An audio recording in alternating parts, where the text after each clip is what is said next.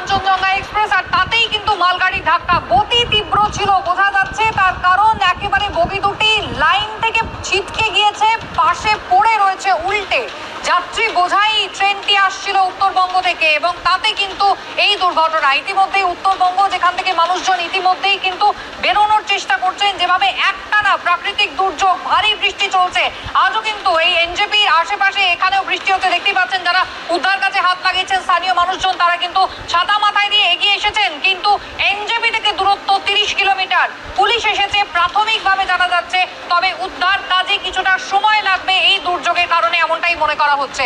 ছবি দেখতে পাচ্ছেন কি ভয়াবহ পরিস্থিতি, ভেঙে গিয়েছে লাইনচ্যুত কামরার বেশ কিছু অংশ, ভেঙে গিয়েছে এবং তাতে মানুষজন আটকে থাকতে পারেন এই আশঙ্কাই কিন্তু করা হচ্ছে।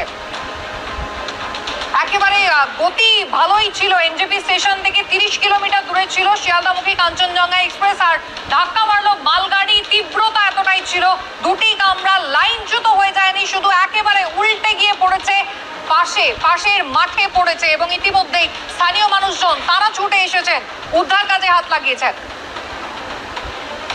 একেবারে প্রাথমিক অবস্থার ছবি আপনারা দেখতে পাচ্ছেন। সকাল 9:45 নাগাদ এই দুর্ঘটনা ঘটে, 1 ঘন্টা হলো পুলিশ এসে পৌঁছেছে যেমনটা জানা যাচ্ছে। তবে উদ্ধার কাজে কিন্তু বেশ কিছুটা সমস্যা হচ্ছে, তার কারণ একটানা ভারী বৃষ্টি।